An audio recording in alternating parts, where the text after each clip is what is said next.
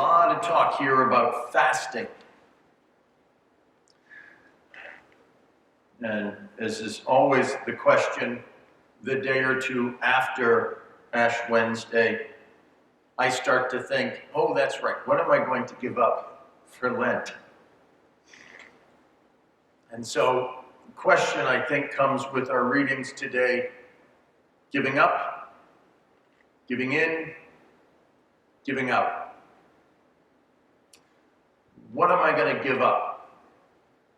C.S. Lewis said in the beginning of a sermon he gave called The Weight of Glory, he said that if you asked people of his time what was the greatest or the highest virtue, they would say unselfishness.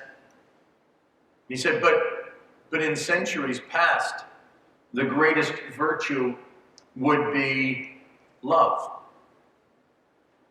Love is other-directed. He says, do you see what's happened there? We've taken a positive and we've replaced it with a negative. The same is true with fasting and giving up for Lent.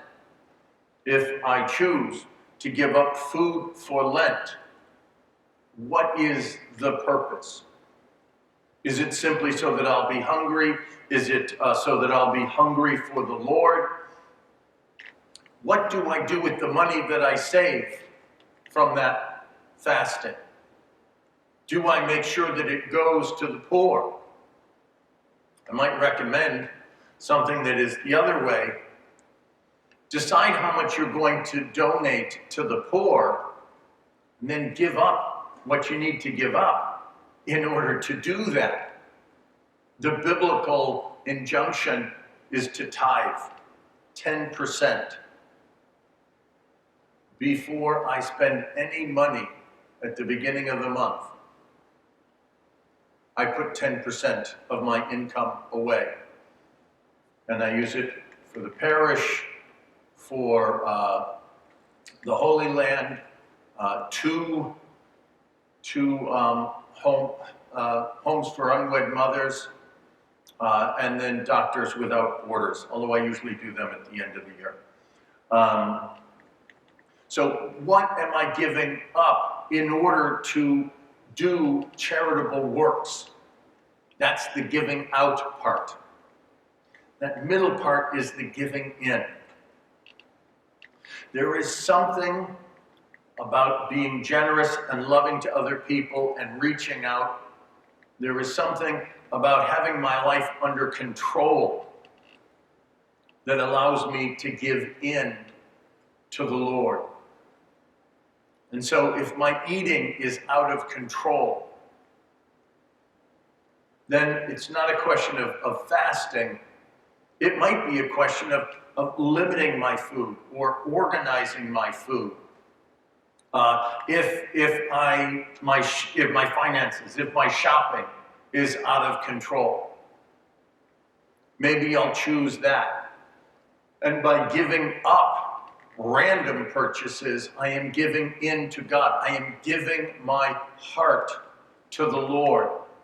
But again, the important thing here is giving in, all right? Giving my life to Jesus so that he can do with me what he wants, so that my life can be united to his sacred heart, to his holy will. Because he will use me to go out to other people. So, if you are like me, you have not yet settled down firmly on what you are going to give up for Lent, maybe think about doing something positive.